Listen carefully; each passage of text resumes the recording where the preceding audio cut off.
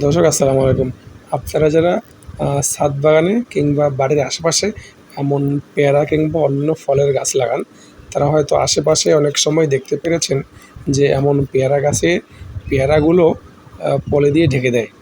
তো এই ঢেকে দেওয়ার পেছনে মূল কারণ হলো যে পেয়ারা ফলটি যখন ছোট অবস্থায় থাকে তখন এক ধরনের মাছি পোকা আসে, আমরা যেটাকে ফ্রুট ফ্লাই বলি, ফলের মাছি পোকা। এই মাছি পোকাটি ফলটি যখন ছোট অবস্থায় থাকে, অপরিপক্ক বা এর চামড়াটা নরম থাকে, ঠিক সেই সময়ই এই মাছি পোকাটি ফলের মধ্যে ডিম পেড়ে দেয়, যার ফলে ফাইনালি ফলটা বড় হতে থাকতে থাকতে এই মাছি পোকার ডিমটি হ্যাচ বা ফুটে বাচ্চা বের হয়ে যায়।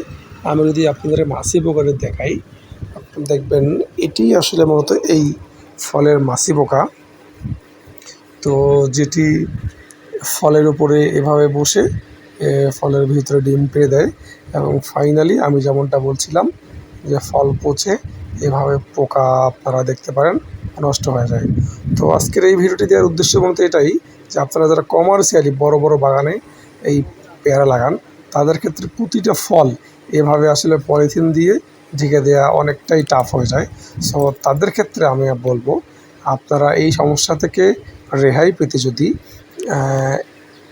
হলুদ ফাঁদ, আমরা যেটা বলি ইয়েলো স্টিকি ট্রাপ, এই ইয়েলো স্টিকি ট্রাপের সাথে এই জোনাট্রাক জেলটি 2-3 ফোঁটা করে লাগিয়ে দিয়ে প্রতি বিঘায় 15 থেকে 20টি ট্রাপ সেট করতে পারেন, তাহলে খুব সহজেই আপনারা এই ফলের মাছি পোকা থেকে রক্ষা পেতে পারেন এবং বিষমুক্ত, যেটা আমরা বলি পেস্টিসাইড ফ্রি ফল খেতে পারেন।